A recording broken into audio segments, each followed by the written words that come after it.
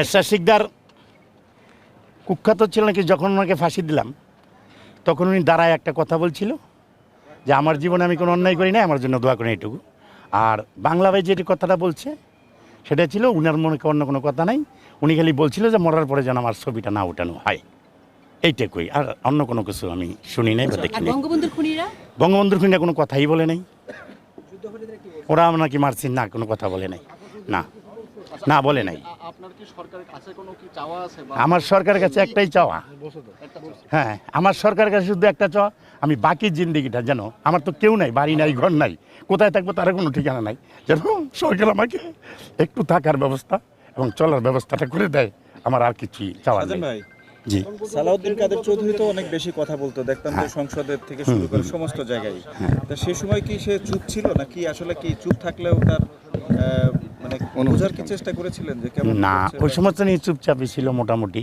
কোনো কারণ হলো কি, দেখেন একটা মানুষ যত উচ্ছৃঙ্খলই হোক না কেন, যখন সে জানছে যে আমি আজকে চলে যাব দুনিয়ার থেকে, তখন তার মুখ দিয়া কোনো খারাপ ধরনের কথা বা অন্য কোনো কথা আসে না, চুপচাপই থাকে। কোর্টেও দেখেছি জজ সাহেবদের সাথে উনি খুবই বার্গেনিং এ।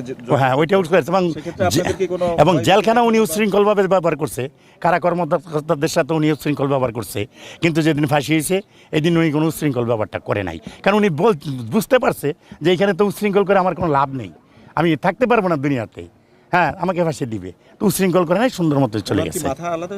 না না না না, এটা কখনো হয় নাই, কারোটা হয় নাই, এগুলি অনেক ধরনের কথা। না, বাংলা বাইটটাও না, এগুলি সম্পূর্ণ মনে একটা ভুয়া কথা। এখানে ফাঁসির মঞ্চে যখন ফাঁসি দেওয়া হয়, কারো মাথা শিরত থেকে আলাদা হয় না। কেন হয় না? কারণ এটা এমনই একটা জিনিস, এটা এমনই একটা জায়গা যে তার ওয়েট এবং হাইট অনুযায়ী কাজটাকে করতে হয়, যেই কারণে এটা আপনার হয় না আর কি, বুঝতে পারছেন? আর যেগুলি বলে জেলখানা থেকে, তো অনেকে অনেক ধরনের কথা বলে জেলখানা। তো দেখেন, আমার আরেকটা কথা হলো কি জানেন, আমার মতো অনেক বন্দি কয়েদি আছে যাদের 569 ধারায় তাদের হয়ে রয়েছে, কিন্তু 22 বছরের উপরে হয়ে গেছে, 25 বছর হয়ে গেছে বা 23 বছর হয়ে গেছে, কিন্তু বাড়িতে পারতেছে না। হ্যাঁ, মনির ফাঁসি যাওয়ার আগে বলছিল যে আমাকে একটা সিগারেট দেন, আমি সিগারেট খাবো। ঠিক আছে, থ্যাংক ইউ ভাই, এখানে ট্রেনিং তো মনে করেন সব জেলেই দেওয়া হয়েছে বা আগে পরে। আমি মোট 10 জন। ভালো থাকেন, ধন্যবাদ।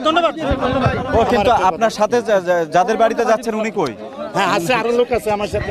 এরশাদ শিকদার কুখ্যাত ছিল নাকি, যখন ওনাকে ফাঁসি দিলাম তখন উনি দাঁড়ায় একটা কথা বলছিল যে আমার জীবনে আমি কোনো অন্যায় করি না, আমার জন্য দোয়া করেন এইটুকু। আর বাংলা ভাই যেটি কথাটা বলছে সেটা ছিল উনার মনে অন্য কোনো কথা নাই, উনি খালি বলছিল যে মরার পরে যেন আমার ছবিটা না উঠানো হয়।